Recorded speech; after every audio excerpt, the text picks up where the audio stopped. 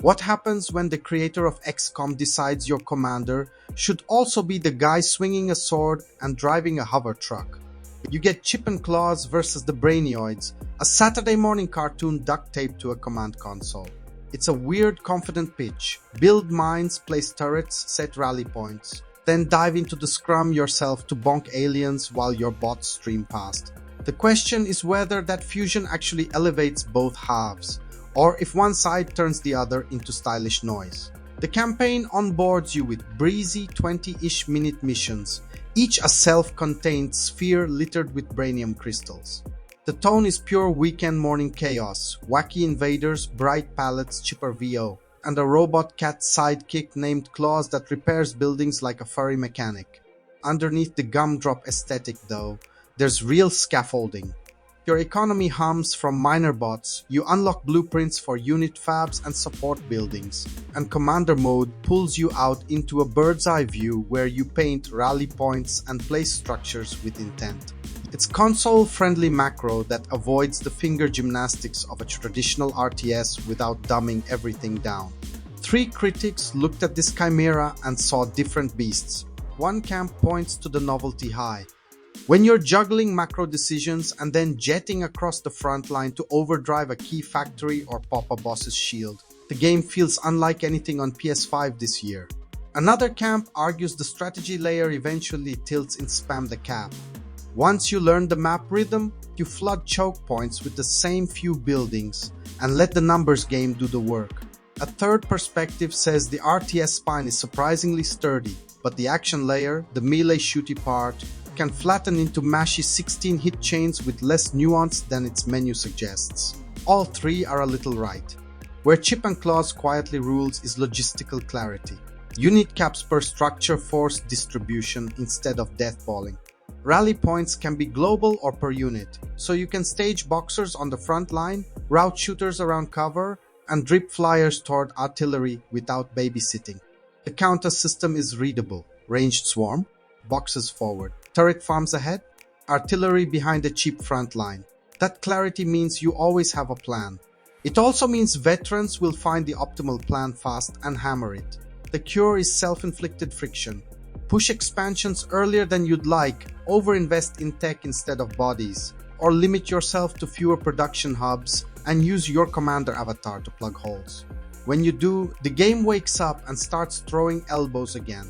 The brawler half is the loud roommate. In theory, Chip and Clawz feel distinct.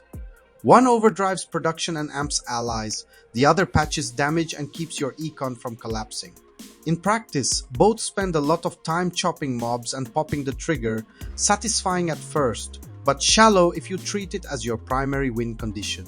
Vehicles help, zippy traversal chunky weapon swaps, moments where ramming a siege engine off a lane really does flip the math. But you'll get more mileage when you think of your heroes as mobile utility, not demigods. Overdrive a garage mid-push, drag aggro off a fragile artillery nest, then bounce to commander mode and set up the next rally. Those micro-macro pivots are when the hybrid truly clicks. Difficulty is spiky by design. Early missions are onboarding friendly. Then the game slams the gas on certain spheres and dares you to solve why is my HQ a smoking crater. When it works, those spikes teach you economy discipline, expand miners earlier, pre-build repair coverage, stagger production across lanes. When it doesn't, it looks like a wall. Don't brute force, reposition factories, redirect rallies, and accept that sometimes you need 2 or 3 runs of intel to map the AI's bathing and pressure points. You're not failing, you're scouting without a fog of war shader. Co-op is the secret sauce. Drop in, drop out works, and the asymmetry pays off. A dedicated Clawz keeping your machine park alive, while Chip Juice's production changes the texture of everything. Suddenly, you can run leaner on static defenses and play with tempo, fast tech into flyers, while your human body patches your greed. The campaign's optional objectives also sing in co-op. One player kite herds a brute away from your miners while the other threads a vehicle through side paths to snag a blueprint. It feels like playing an RTS with a trusted lieutenant who can actually multitask because, they're a human. PvP exists and is very funny until it isn't.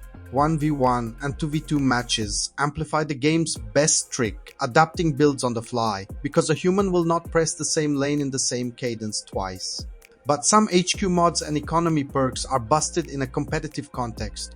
What's a mild curve smoother in campaign becomes whoops, I generated a snowball. Expect balance patches. In the meantime, make your own gentle person's agreement or embrace the cheese and become what you swore to destroy. A word on tone, the ratchety quips, the goofy aliens, the earnest save the earth plot.